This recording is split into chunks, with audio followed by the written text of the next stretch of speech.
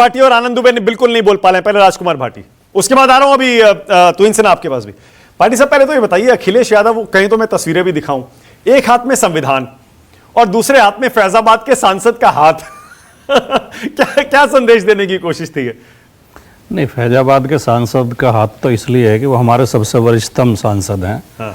आयु में भी और अनुभव में भी, और उनकी जीत का एक प्रतीकात्मक महत्व भी है, वो आप भी समझ रहे हैं, पूरा देश समझ रहा है। समझा दीजिए ना थोड़ा सा। लेकिन भारत के संसद सदस्यों के हाथ में संविधान देखकर हर देश प्रेमी को प्रसन्न होना चाहिए और गर्व करना चाहिए अपने आप पे। बल्कि मैं तो कहूँगा हर भारतीय नागरिक के हाथ में संविधान होना चाहिए। इसमें गलत क्या है? अगर सांसद, जो निर्वाचित सांसद हैं, जिन्हें जनता ने अपने हकों के अधिकारों की रक्षा के लिए चुनकर देश की सबसे बड़ी पंचायत में भेजा, अगर वो संविधान दिखा रहे हैं, इसका साफ संदेश है कि अब देश संविधान के अनुसार चलेगा। और तुहिन सिन्हा जी ने कांग्रेस की याद दिलाई दे कि भारतीय जनता पार्टी के लोगों की एक बहुत खराब आदत है कि जैसे पेपर लीक पर बात करो तो बताएंगे पहली सरकारों में कब कब पेपर लीक हुए। महिला अपहरण या रेप के ऊपर चर्चा करो तो पहली सरकार को आंकड़े देने लगेंगे, यानी कि पहली सरकारों ने गलत किया था, इसलिए हमें हक मिल जाता कि हम भी गलत करें। कल 25 जून है, कल पूरे 50 साल हो जाएंगे भारत में जब इमरजेंसी की घोषणा की गई थी। उस आपातकाल के खिलाफ, उस संविधान के स्थगन के खिलाफ पूरा देश खड़ा हो गया था सड़कों पर और पूरा विपक्ष जेल गया था। जब जब जिस सरकार ने, सवाल ये नहीं है कौन सी सरकार है, जिस सरकार ने लोकतंत्र पर और संविधान पर आक्रमण करने का प्रयास किया है, भारत की जनता के रग रग में लोकतंत्र है, जनता खड़ी हुई है और विपक्ष खड़ा हुआ है। ओके। एक जो बहुत महत्वपूर्ण बात आशुतोष जी ने की, 10-15 सेकंड में मैं एक बात और कह दूं कि मोदी जी के पास अवसर था। मोदी जी 10 साल बहुत भारी बहुमत की सरकार उन्होंने चलाई है, अच्छे बहुमत की। उनके पास अवसर था अपनी उदारता दिखाने का, अपना लोकतंत्रात्मक चेहरा दिखाने का, संवैधानिक चरित्र दिखाने का।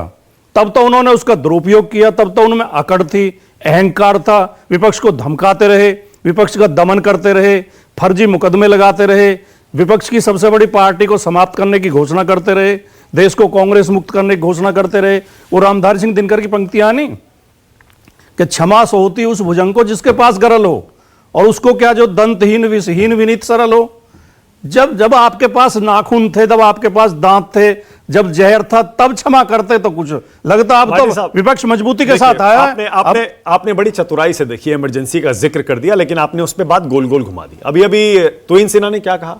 उन्होंने कहा वो लोग संविधान की कॉपियां लेकर घूम रहे हैं जिन्होंने संविधान की हत्या की थी। ये विरोधाभासी नहीं है भाटी साहब? कल उसकी एनिवर्सरी है, उसकी बरसी कहेंगे बल्कि, और आज आप संविधान की कॉपियां दिखा रहे हैं उसी कांग्रेस पार्टी के साथ जिसने लगाई थी इमरजेंसी। तुहिन सिन्हा से ज्यादा आपको समझने की जरूरत है कि सवाल पार्टी का या चेहरे का, नाम का नहीं है। सवाल ये, जो भी संविधान के खिलाफ है उसका विरोध होना चाहिए, चाहे कोई भी है, मैं भी हूं। भारत का संविधान कोई मामूली किताब नहीं है और ये किसी ने गिफ्ट में नहीं दिया। ये 90 साल के लंबे संघर्ष का प्रतिबिंब है। भारत का संविधान कमरे में बैठ के भी नहीं बना। मैं बहुत जिम्मेदारी के साथ क्या उसमें सेक्युलर और सोशलिस्ट शब्द डालना सही था? उसमें भी बता देता हूं। बाबा साहब की बहुत बड़ी भूमिका थी, इसमें कोई संदेह नहीं, हम उनको बार बार नमन करते हैं।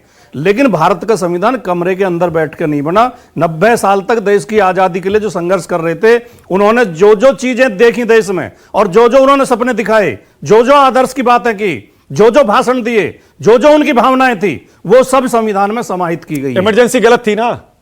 इमरजेंसी तो गलत थी, कौन समर्थन करेगा उसके लिए? कांग्रेस को या इंदिरा गांधी को माफ कर देना चाहिए। मैं क्या पूछ अब मैं वो भी सेकुलर और सोशलिज्म वाली जो बात है, इसे बड़ी चालाकी से गलत तरीके से पेश करते हैं बीजेपी के लोग।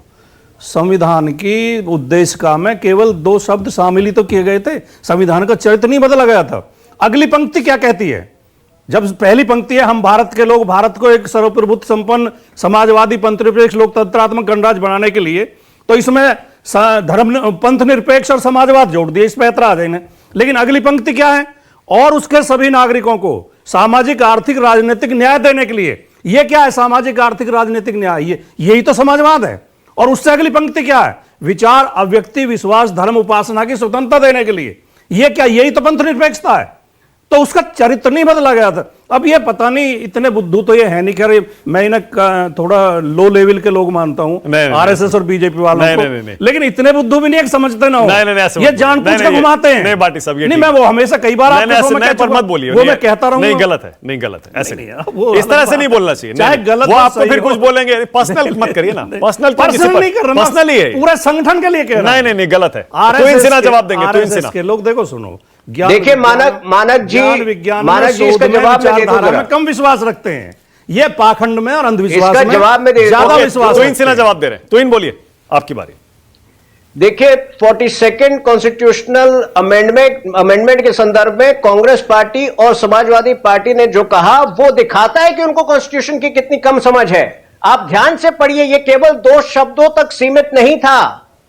नहीं, मुझसे आपने पूछा, मैंने तो उसको ऐसे छोटे छोटे लॉज लाए गए थे, आप बीच में मत बोलिए, 59 ऐसे छोटे छोटे लॉज लाए गए थे जिसका एक ही मकसद था कि इस देश की न्यायिक व्यवस्था को पूरी तरह से निरस्त किया जाए, विशेषकर कॉन्स्टिट्यूशनल वैलिडिटी ऑफ लॉज अर्थात संवैधानिक सार्थकता के संदर्भ में कोई भी जजमेंट देने में उनको निरस्त किया जाए। स्टेट्स के अधिकार लेकर सब कुछ, सारे अधिकार जो है केंद्र में केंद्रित करने की एक कोशिश की गई थी 42nd कॉन्स्टिट्यूशनल अमेंडमेंट में। ये ध्यान से ये लोग पढ़े ही नहीं उसकी व्यापकता को, और इसलिए मैं कह रहा हूं कि केवल हाथ में लेकर जो है अब कॉन्स्टिट्यूशन घूमिए मत, पढ़कर आइए और निश्चित रूप से हम उस पर बहस करेंगे पार्लियामेंट। ओके।